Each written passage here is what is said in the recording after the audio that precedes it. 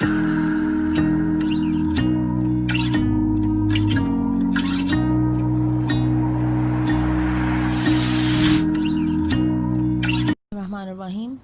वालेकुम, welcome to my channel. आज का हमारा टॉपिक है communicative approach of language teaching. ये इंग्लिश टीचिंग का टेफल या ईएलटी के लिए ये टॉपिक है, communicative approach of English teaching और लैंग्वेज टीचिंग। ठीक है, इस अप्रोच के दो नाम और हैं, एक नाम है फंक्शनल अप्रोच और दूसरा इसका नाम है नेशनल अप्रोच। ठीक है, कम्युनिकेटिव या आपको पेपर में दो तरह से आ सकता है, communicative approach of language teaching या तो आएगा नेशनल अप्रोच के नाम से या आएगा फंक्शनल अप्रोच। इन तीनों में से जो भी नाम आता है, आपका जो आप क्वेश्चन सॉल्व करना है वो आपने इस तरह करना है, जो मैं भी आपको बताऊंगी। अच्छा, first of all the definition of this approach is that it emphasizes interaction. Interaction means communication, right? It emphasizes interaction as both its means and the ultimate goal of study. इसका मतलब ये है कि हमारा इसमें जो सोर्स है interaction का, दैट इज़ कम्युनिकेशन। मतलब हम जिस तरीके से पढ़ रहे हैं, जिस तरह ऑडियो लिंग्वल या ग्रामर ट्रांसलेशन में था कि एक में हम ग्रामर ट्रांसलेट कर रहे थे और जो ग्रामर के रूल्स जो हैं और सेंटेंसेस को ट्रांसलेट करके और रूल्स को रट्टे लगा के कर रहे थे। ठीक है, डायरेक्ट मेथड में हमने किया कि हम डायलॉग को मुसलसल याद किए जा रहे हैं, रेपिटिशन और रीइंफोर्समेंट से हम याद कर रहे हैं। अब इसमें फिर जो ऑडियो लिंग्वल मेथड आया उसमें भी हमने जो है वो बार बार ऑडियो लिंग्वल में हमने रेपिटिशन और रीइंफोर्समेंट से किया था। ठीक है, तो अब कम्युनिकेटिव अप्रोच में क्या होता है कि हमारी जो बातचीत है, the dialogue we are speaking and uttering, the interaction we are making, that is the means and also the goal of this study. ठीक है, अब लैंग्वेज इसमें क्या है, language as a means of communication भी है और लैंग्वेज एज अ गोल भी है। टू एक्सप्रेस, लैंग्वेज किस लिए यूज़ होती है? Language is a mean of communication to express our desires, plans, feelings, objects, events, everything which comes into our mind, our thoughts, we can speak through language. ठीक है, language हर चीज़ के लिए हमें चाहिए है। अब इसके लैंग्वेज के फंक्शंस क्या हैं और कम्युनिकेटिव अप्रोच के इसके क्या फंक्शंस होंगे? तो the function of language are described through categories of behaviors. ठीक है, behaviors हम कौन से शो करते हैं या behaviors we need to communicate, ठीक है, वो हमारे behaviors होते हैं request, complaint, suggestion, questions, rejections, wish, introduction. ये कुछ बिहेवियर्स हैं जिसके लिए हमें प्रिपेयर करवाया जाता है कम्युनिकेटिव अप्रोच में, कि कम्युनिकेशन हमारी तकरीबन इन जो ये वाले जो बिहेवियर हैं इनमें हमारी कवर हो जाती है कम्युनिकेशन। ठीक है, तो उसमें जब हम करेंगे, किसी को कॉन्ग्रेचुलेट करना है, रिक्वेस्ट करनी है, क्वेश्चन करना है, ऑर्डर करना है, ठीक है, कमांड करनी है, तो हमें ये चीज़ें चाहिए होंगी। और इसके लिए हमारी तकरीबन लैंग्वेज अगर हम इसके थ्रू प्रिपेयर करते हैं तो हमारा काफ़ी जो है वो कवर हो जाता है। ठीक है, अब इसमें आती है नोटेशन, फंक्शनल सिलेबस जो हमें चाहिए है। इसको communication approach of language teaching के लिए जो हमें चाहिए होता है, जो सिलेबस होता है हमारा, वो होता है नोटेशन, फंक्शनल सिलेबस। अब हम कहते हैं कि फंक्शन मैंने आपको बता दिया कि फंक्शन क्या है इसके: order, request, complaint, suggestion, question, rejection, wish, introduction, congratulations, ठीक है, या किसी का अफसोस करना, मोर्न करना, ठीक है, उस किस्म का। अच्छा, अब फंक्शन नोटेशंस क्या होती हैं? नोटेशन होती है the concept which helps to convey the meaning of a sentence. ठीक है, any concept which helps to convey the meaning of a sentence, and these categories of meanings include time, duration, quantity, quality, location and direction. अगर आप nouns की preparation कर लेते हैं, prepositions की, countable noun होते हैं, अनकाउंटेबल नाउन होते हैं, ठीक है, क्वालिटेटिव नाउन्स होते हैं, टाइम के हिसाब से ये जो प्रेपोजिशंस होती हैं, ठीक है, व्हेन, वेयर, हाउ, व्हाट, ठीक है, जिस तरह पानी जो है या कोई लिक्विड जो है वो लीटर्स में होगा, कोई जो है वो चीज़ सॉलिड है तो वो किलोज़ में मैयर होगी। ठीक है, क्वांटिटी को मैयर करने के कितने तरीके होते हैं, कोई चीज़ सेंटीमीटर्स में हो रही है लेंथ, कोई मिलीमीटर्स में हो रही है, ठीक है, आपके जो फीट में हो रही है या फिर मीटर्स में हो रही है या किलोमीटर्स में हो रही है या माइल्स में हो रही है, these are the quantitative measures. ठीक है, क्वालिटी के लिए आप देखें गुड और बैड हो जाता है, ठीक है, अगली, प्रिटी, ये सारी जो है ये क्वालिटी को करती हैं। टाइम, ड्यूरेशन मतलब इवनिंग, मॉर्निंग, नाइट, ठीक है, ये आपने जो एट, इन का यूज़ करना है वो हो जाएगा। या टाइम आप किसी को बताओ कि एट 2 o'clock, इस तरह से कुछ टाइम का जिक्र करना, ठीक है, या सिंस ईयर्स, सिंस मंथ्स, ठीक है, इट्स बीन लॉन्ग, ठीक है, ये बीन लॉन्ग या आप किसी से देर से, ये ड्यूरेशन का एक हो जाता है, ठीक है। लोकेशन के लिए हेयर, देयर, वेयर, ये इस तरह की चीज़ें जो हम करते हैं, ठीक है, उस तरह। अब इसमें जो हमारी एक अचीवमेंट है, जो हमारा गोल होता है इस कम्युनिकेटिव अप्रोच का, वो हमारा होता है कम्युनिकेटिव कॉम्पिटेंस, उसे कहते हैं CC, communicative competence. What is communicative competence, अब आपको पता होना चाहिए। पहले आपको उर्दू में बता देती हूँ। तो सबसे आसान जो चीज़ है कम्युनिकेटिव कॉम्पिटेंस की, वो होता है कब और कहाँ बोलने का तरीका और सलीका आपको आ जाए, वो होती है आपकी communicative competence. The ability to communicate effectively and efficiently through proper knowledge and use of grammar, syntax, morphology, as well as having the social knowledge of using language about how and when to speak। ठीक है, ये होती है हमारी communicative competence. Communicative competence में अब क्या क्या इंक्लूड होता है? इसमें इंक्लूड होती है हमारी वोकेबलरी, ग्रामर, फिर इसमें इंक्लूड होती है रूल्स ऑफ स्पीकिंग, इंक्लूड होते हैं हाउ टू यूज़ लैंग्वेज, आपको वही बोलने का तरीका और सलीका, दोनों चीज़ें। How to respond to different types of speech, मतलब आपने अपने एल्डर से या फिर आपने अपने एम्प्लॉयर से या किसी से आपने किस तरह से बात करनी, हर एक से बात करने का आपका जो तरीका होता है वो डिफरेंट होता है, ठीक है। कि दोस्तों में आप जो फ्रेंडली एक टोन में होते हो, किसी में फॉर्मल होता है और informal. The formal way of speaking and the informal way of communicating, these are include in communicative competence, ठीक है। फिर स्पीक इफेक्टिवली एंड एफिशिएंटली, ये हमारी कम्युनिकेटिव कॉम्पिटेंस में इंक्लूड होती हैं। अब इसका हम अगर प्रोसीजर देखते हैं तो प्रोसीजर है इसका कि first of all teacher will present a dialogue on any of the function, either he will present the dialogue himself और he can make you listen the dialogue on a tape recorder, कि वो कोई जो English में आपको tape recorder पे एक dialogue सुना दे। अब देखिए डायलॉग किस तरह से होगा, क्यों होगा, आपको एक कन्वर्सेशन सुनाएगा वो। It can not be a dialogue, it can be a conversation between 3 और 4 पीपल। वो कन्वर्सेशन के टॉपिक्स क्या क्या हो सकते हैं, उसने आपकी प्रेपरेशन करवानी, वो आपको 3 दफ़ा वो सुनवाएगा कन्वर्सेशन, ठीक है, या वो खुद बोलता रहेगा या फिर वो आपको रिकॉर्डर पे सुनाएगा। वो इंट्रोडक्शन हो सकता है, आपने अपने आप को इंट्रोड्यूस कैसे करवाना है, इन जो स्टार्ट है वो इंट्रोडक्शन से लेगा इसमें, ठीक है, कम्युनिकेटिव लैंग्वेज में, कम्युनिकेटिव अप्रोच में इंट्रोडक्शन। उसके बाद आपने रिक्वेस्ट अगर किसी से करनी है तो किस तरह से करनी है, आपकी कोई विश है, जिस तरह आप कहते हो आई विश मैं ये बन सकता, I hope to be astronaut someday, इस तरह से आप करके जिस तरह आपने विश करनी है, ठीक है। कोई सजेशन आप किसी को दे सकते हो, तो वो किस तरह से आपका क्या टोन होनी चाहिए, किस तरह से आपने देना है, तो वो सजेशन के लिए। किसी को आपने रिफ्यूज़ करना है, कुछ रिजेक्ट करना है कोई प्रपोजल, तो उसमें आपकी क्या टोन होनी चाहिए, क्या वर्ड्स यूज़ होने चाहिए, ठीक है। कंप्लेंट आपने किसी की करनी है तो फिर क्या होगा, आपने कोई क्वेश्चन करना चाहते हो आप तो क्या होगा, ठीक है। ये सारी चीज़ें वो इन टॉपिक्स में 1 बाय 1, ऐसा नहीं कि वो एक ही दिन में इतना कुछ कर देगा, वो एक टॉपिक लेगा कि आज इंट्रोडक्शन का टॉपिक है, तो आज इंट्रोडक्शन के हवाले से ही चीज़ें होंगी कि जब आप किसी से फर्स्ट टाइम मिलते हो तो आप क्या पूछते हो, और अगर आपसे कोई कुछ पूछ रहा है तो आपने किस तरह से उसको हैंडल करना है और क्या बताना है, ठीक है। इस तरह की वो टेप रिकॉर्डर पे सुनवाएगा बच्चों को। फिर वो डायलॉग जब 2 दफ़ा वो वैसे ही सुनेंगे, उसके बाद तीसरी बार टीचर जो है वो जब बोलेगा वो बच्चों को कहेगा बार बार कि अब आपने इसके पीछे रिपीट करना है, लाइन बाय लाइन, बच्चे पूरी क्लास उसके पीछे रिपीट करेगी। अब वो टीचर के भी हो सकता है या टीचर टेप रिकॉर्डर में एक डायलॉग के बाद उसको पॉज कर दे और फिर से बच्चों से कहे अब इस डायलॉग को रिपीट करो, then he will play the recorder again, ठीक है। ये चीज़ें हो जाएंगी। पहली बात हुई कि उसने प्रेजेंट किया डायलॉग, उसने रिकॉर्डर के थ्रू किया या उसने खुद किया। उसके बाद उसने 2 दफ़ा उसको डायलॉग को करने के बाद, कन्वर्सेशन को सुनाने के बाद, उसने तीसरी दफ़ा बच्चों से क्या करवाया है, रेपिटिशन करवाई है। पहले वो लर्न कर रहे थे, मेमोराइज़ कर रहे थे, फिर रेपिटिशन हुई है। उसके बाद वो बच्चों को बुलाता है, किसी भी सिर्फ 2 बच्चों को ही बुला सकता है या वो अपनी क्लास में बारी बारी बच्चों को बुलाएगा और रोल प्ले करवाएगा कि तुम अगर अब ऐसे बनो और तुम ये बनो, तो ये हमारा रोल प्ले होता है। ये मैं आपको पहले भी पिछले मेथड में बता चुकी हूँ, ठीक है।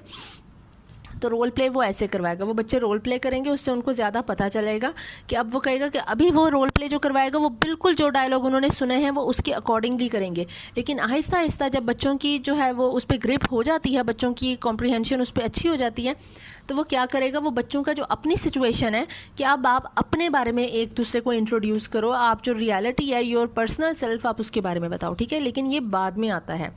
उसके बाद होती है ड्रिलिंग।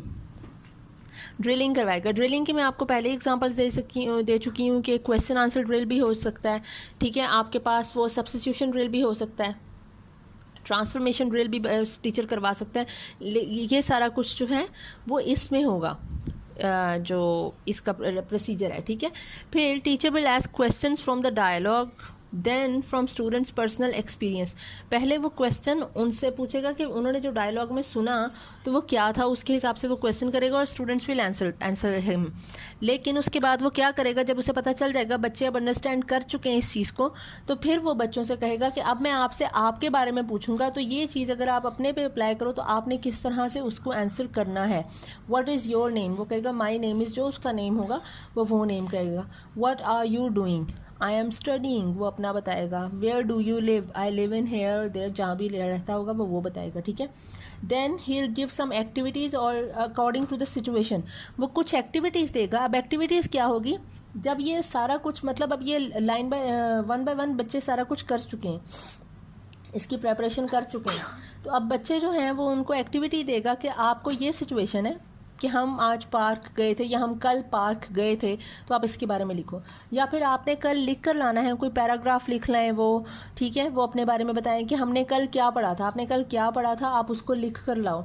या फिर आपकी जो आज की कन्वर्सेशन हुई, आपका दिन कैसा गुजरा, हाउ वाज योर डे, ठीक है, आप उसके बारे में लिख कर लाओ। He will give them the situations to write something as their homework, or he can also make a situation, he can present a situation in the class and ask the students to write something in the class about the situation, ठीक है, वो कुछ भी बता सकते हैं। तो ये प्रोसीजर है और यही इसका जो इवेल्युएशन मेथड जो होता है इसमें यूज़, वो भी कुछ इसी किस्म का होता है कि आपको टीचर जो है वो इंटरव्यू करेगा, ठीक है, या आपको कोई पैराग्राफ राइटिंग के लिए दे देगा। तो इस मेथड में, communicative approach of language teaching में, आपका जो इवेल्युएशन मेथड है वो है इंटरव्यू या फिर पैराग्राफ राइटिंग, ठीक है, वो कोई भी चीज़ हो सकती है। अब इसमें हम आते हैं कि प्रिंसिपल्स क्या हैं। Principles of the communicative approach of language teaching जो है वो उसमें है, first of all the goal is communicative competence, के लर्नर को इतना एबल बना दो कि वो बोल सके, उसको लैंग्वेज का यूज़ आ सके, and how to speak and when to speak, ठीक है, किसके साथ किस तरह से बात करनी है वो उसे पता चल जाए। And he has the full grip and full understanding of the use of grammar, ठीक है, उसको ग्रामर का स्ट्रक्चर समझने में या उसमें कोई इतनी मुश्किल ना हो, उसे पता हो कि मैंने क्या करना है, कैसे सेंटेंस बनाना है और क्या चीज़ करनी है, ठीक है। उसके बाद हमारे पास आ जाता है role of teacher. What is the role of teacher in this method.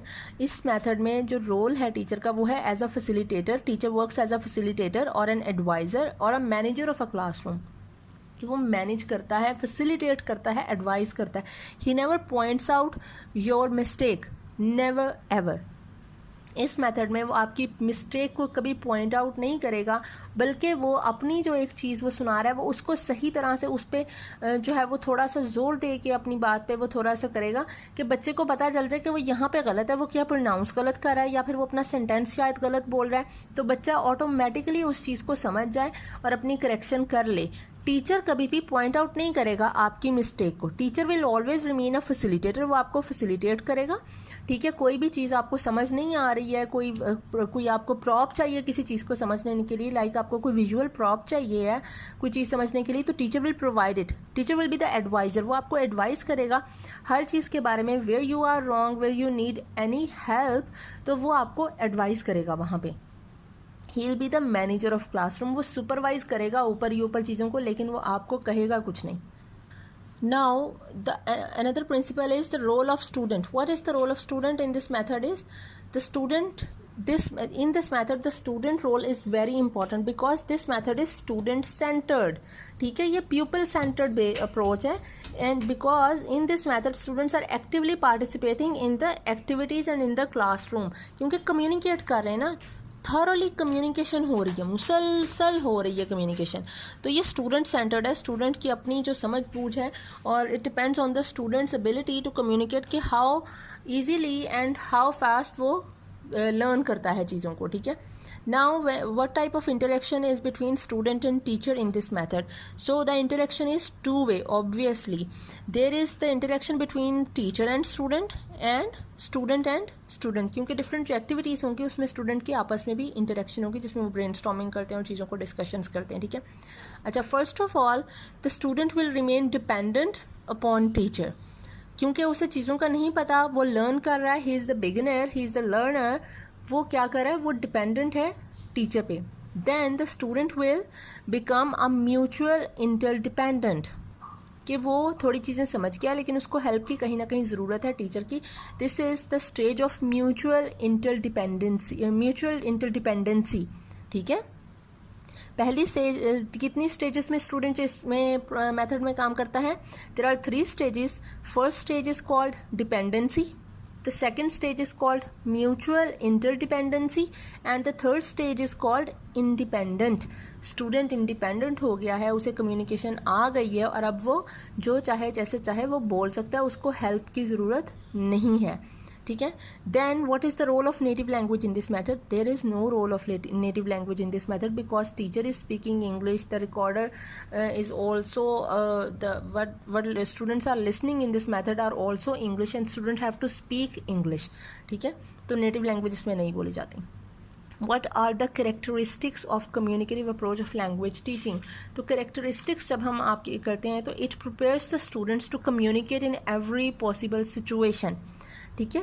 इसकी जो करेक्टरिस्टिक है वो आप उस हिसाब से देखें कि ये मेथड करता क्या है. It prepares the students to communicate in every possible situation. For example, आप ये देखें कि इसकी जो एक मेथड, इसकी जो एक करेक्टरिस्टिक है, फैक्टर है, वो सोशल स्टेटस हमें जहन में रखना है कि हमें स्टूडेंट्स को बताना है to whom they are talking, with whom they are communicating, their parents. The communication between the parents and the children is quite different and quite on another level, and the communication between the employer and the employee has another level.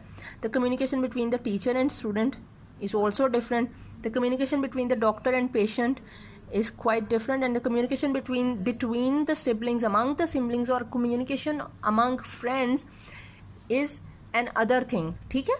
कि हर चीज़ों में ये हमें उनको बताना पड़ेगा according to the social status, according to the relationship, students को किस तरह से मैनेज करना और क्या तरीका होता है, फॉर्मल टोन और इनफॉर्मल टोन हमने कैसे रखनी होती है, वो हम इसमें सीखते हैं. देन आता है हमारे पास नेचर ऑफ द इवेंट, ठीक है, कि नेचर ऑफ द इवेंट के हिसाब से एक स्टूडेंट को तैयार करना. अब देखिए नेचर ऑफ द इवेंट, क्या इवेंट हो सकती हैं? या तो अलार्मिंग कुछ हो सकता है कि कोई डेथ हो गई है, फायर कहीं पे लग गई है, ठीक है, और इज़ देयर एनी फ्लड. तो हमें उन चीज़ों के लिए जो प्रिपेयर करना है, या हमने किस तरह से किसी को अवेयर करना है, किसी तरह से किसको न्यूज़ देनी है या अफसोस करना है, वो कुछ भी करना है, दैट इज़ अलार्मिंग सिचुएशन. हमें उनको उस चीज़ के लिए भी लफ्ज़ बताने होंगे कि अगर इस तरह की कोई सिचुएशन आती है तो आपको अफसोस किस तरह से करना है, या आपको कोई मतलब सरप्राइजिंग या शॉक्ड सिचुएशन है उसको किस तरह से डील करना है और किस तरह से बताना है आगे. Then there is felicitation on success, क्या या फिर कॉन्ग्रेचुलेट करना है, आपने किसी को फेलिसिटेट करना है, तो वो आप क्या करोगे, किसी के एग्ज़ाम के लिए आप और कुछ करते हो, किसी की मैरिज एनिवर्सरी होती है या किसी की शादी होती है, वेडिंग पे आपने किस तरह से उसको कॉन्ग्रेचुलेट करना है, या फिर किसी का बेबी होता है या किसी को जॉब मिलती है तो आप किस तरह से उसको कॉन्ग्रेचुलेट करते हो. These are the ways to handle the events, different types of events and situations in life. फिर आपके जो एक चीज़ इंपॉर्टेंट है इसमें, एक फैक्टर वो है how to talk with strangers या how to deal with them, कि स्ट्रेंजर के साथ हमने कैसे बात करनी है. देखिए स्ट्रेंजर के साथ क्या बात होती है, जैसे आप यूनिवर्सिटी में आपका नया एडमिशन हुआ है, ठीक है, आप वहाँ पे अपने किसी सीनियर से पूछोगे या किसी पियोन से पूछोगे, आप कहोगे can you please help me, where is the library, और can you please guide me to the laboratory, ठीक है. आप इस तरह से कुछ जो है वो किस तरह से, where is the vice chancellor's office, where are the classrooms of first year और सेकेंड ईयर, ठीक है. आप इस तरह से चीज़ें बात करोगे. या आप किसी हॉस्पिटल में गए हो तो आप कोई वार्ड का पूछोगे कि वेयर इज़ दैट वार्ड, ठीक है. तो वो इस तरह से आपने स्ट्रेंजर के साथ किस तरह से आप उससे पूछ रहे हो और आपको इन्फॉर्मेशन मिल रही है, आपने उसे चलो थैंक यू कह देना है. अगर कोई आपसे इन्फॉर्मेशन ले रहा है तो आपने उसको किस तरह से गाइड करना है, वो जो मैंने आपको नोटेशनल फंक्शनल में बताया था कि डायरेक्शन और टाइम और ये वो चीज़ें आपको अब काम आएंगी कि वो कहाँ पे जानी है और कहाँ पे मतलब आपने इन्फॉर्मेशन किस तरीके से देनी है किसी को, ठीक है. Then there is the introduction.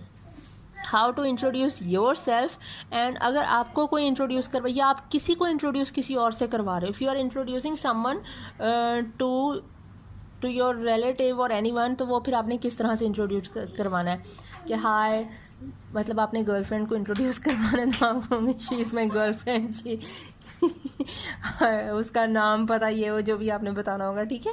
तो वो आपने किस तरह से करना है, this is the factor of introduction. क्या आपने अपना इंट्रोडक्शन किस तरह से करवाना है या आपने किसी को इंट्रोड्यूस करवाना है तो आपने वो कैसे करना है, वो सारी चीज़ें इसमें इंक्लूड होंगी, ठीक है। और उसके बाद आ जाती हैं techniques. What are the techniques used in this method? तो the techniques are memorisation, recording, drill, जो स्मॉल ग्रुप टास्क होगा, जो बच्चों को मुसलसल वो ड्रिलिंग करनी पड़ेगी, मतलब रेपिटेशन और रीइंफोर्समेंट होगी। देन लर्निंग थ्रू चंक्स, आपको छोटे छोटे लफ्ज़ों से फ्रेजेस पे लेके जाया जाएगा और फ्रेजेस से सेंटेंस पे लेके जाया जाएगा, ठीक है। जिस तरह आपको इवनिंग है, इवनिंग याद करना है, फिर गुड इवनिंग याद करना है, good evening, how are you, या आपको एक फ्रेज़ हुआ फिर सेंटेंस हुआ, ठीक है। पहले लफ्ज़ हुआ इवनिंग, फिर एक फ्रेज़ हुआ गुड इवनिंग, फिर एक सेंटेंस हो गया। यह आपको ग्रेजुअली जाना पड़ेगा, ठीक है, फ्रॉम सिंपल टू कॉम्प्लेक्स। आपको लर्निंग थ्रू चंक्स, आपको ये आप चंक्स के थ्रू करोगे, जो टीचर आपको करवाएगा याद, ठीक है। फिर ये जो चीज़ है ये आपको ह्यूमन कंप्यूटर भी इसको कहा गया इस मेथड में। इस मेथड में जो ड्रिलिंग है, ड्रिलिंग को कहा गया स्मॉल ग्रुप टास्क, और जो लर्निंग थ्रू चंक्स है इसको कहा गया ह्यूमन कंप्यूटर। ह्यूमन कंप्यूटर क्यों कहा गया है कि हम कंप्यूटर में जो चीज़ डालते हैं, हम जो कमांड करते हैं या जो चीज़ हमें चाहिए होती है, कंप्यूटर भी वैसे ही एज इट इज़ लिख देता है, वो चीज़ कर देता है, ठीक है। तो हम स्टूडेंट को कह रहे हैं कि आप इस तरह से बोलो या ये लिखो, तो स्टूडेंट पीछे पीछे वो चीज़ लिखेंगे या करेंगे, ठीक है। So the students are in this case human computers. Then writing the transcript, जो टीचर आपको बता रहा है वो आप लिख रहे हो साथ की साथ, ठीक है, वो आपकी राइटिंग हो जाएगी। रिफ्लेक्टिव लिसनिंग, के रिकॉर्डर में जब आप कुछ बोलोगे, आप कोई डायलॉग याद करोगे, तो teacher will record your voice. वो फिर आपकी वॉइस जब रिकॉर्ड हो जाएगी तो टीचर फिर आपको वो सुनाएगा, वो कि अब आप ये सुनो, और फिर वो टीचर जो असली डायलॉग होगा वो खुद बोलेगा या फिर वो रिकॉर्डर में वो भी सुनाएगा। उससे आप क्या कर सकोगे, उससे रिफ्लेक्टिव लिसनिंग इसलिए कहा गया कि आपको पूरा आप डिस्क्रिमिनेट कर सकोगे उसमें कि what is the difference between the original speaker and my speaking, के दोनों में फ़र्क क्या है, क्या प्रोनाउंसिएशन में कोई फ़र्क आ रहा है, लहजे में, एक्सेंट में कोई फ़र्क आ रहा है, या सेंटेंस में कोई चीज़ मिसिंग है, तो वो आप उसमें रिफ्लेक्टिव लिसनिंग में आप कर सकोगे, ठीक है। ये टेक्निक्स थी। उसके बाद आ जाते हैं 6 एलिमेंट्स नेसेसरी फॉर लर्निंग। अब इस मेथड में एक चीज़ बताई गई है कि 6 एलिमेंट कौन से बहुत ज़्यादा नेसेसरी हैं। पहले आप एलिमेंट लिख लें, तो elements are security, aggression, attention, reflection, retention and discrimination. Security का क्या मतलब है? सिक्योरिटी का मतलब है that students are permitted and allowed to assert themselves, they are actively involved, the students are allowed to involve and participate in the activity in the classroom thoroughly, ठीक है, कि स्टूडेंट्स एक्टिवली इन्वॉल्व हो, उसको इतनी security, student अपने आप को इतना सिक्योर समझे कि मेरे जहन में कोई क्वेश्चन आ रहा है तो मैं वो कर सकूं। उसके बाद आ जाता है और मैं मतलब फुली पार्टिसिपेट कर सकता हूँ। जिस तरह ग्रामर ट्रांसलेशन मेथड में अगर स्टूडेंट को कुछ समझ नहीं आ रही, बेचारा बैठा रहेगा, वो स्टूडेंट ने अगर तो टीचर ने इजाज़त दी हुई है कि तुम क्वेश्चन कर सकते हो तो वो करेगा, वरना वो बैठा रहेगा। इसमें स्टूडेंट्स के पास फुल परमिशन है कि वो क्वेश्चन कर सकता है, ठीक है, वो बार बार पूछ सकता है एक चीज़ को। Then the second element is aggression.